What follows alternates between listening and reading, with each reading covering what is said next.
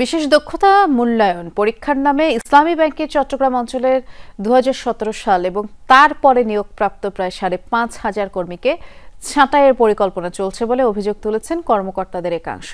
সন্ধ্যায় প্রেস ক্লাবে সংবাদ সম্মেলনে তারা বলেন, ১ মাস আগে এই পরীক্ষার বিরুদ্ধে তারা রিট করলে হাইকোর্ট পরীক্ষা প্রক্রিয়া স্থগিত করে নিয়মিত প্রমোশন পরীক্ষা নেওয়ার নির্দেশ দেন। এছাড়াও যথাযথ ব্যবস্থা নেওয়ার জন্য বাংলাদেশ ব্যাংককেও নির্দেশ দেন আদালত। তবে সেই নির্দেশনা না মেনে গতকাল পরীক্ষা নিয়েছে ব্যাংক কর্তৃপক্ষ। কর্মকর্তারা অভিযোগ করেন, এ বিষয়ে গণমাধ্যমে কথা বলায় রোববার তাদের কয়েকজনকে চাকরিচ্যুত করা হয়। যারা পরীক্ষায় অংশগ্রহণ করেনি, আজ সকালে অনেক শাখায় তাদের প্রবেশ করতে দেয়া হয়নি। তারা অসৌজন্যমূলক আচরণ করে তাদেরকে অনেক ব্রাঞ্চে কর্মকর্তাগণকে ব্রাঞ্চে ঢুকতে দেওয়া হয়নি, গেটের বাইরে দাঁড় করিয়ে রাখা হয়েছে। অনেককে ঢুকতে দিলেও ডেস্কে বসতে দেয়নি এবং অনেককে জোরপূর্বক ওয়াশরুমে রান্নাঘরে বন্দি করে রাখা হয়েছিল এবং অনেকের থেকে মোবাইল ফোন কেড়ে নেওয়া হয়েছে।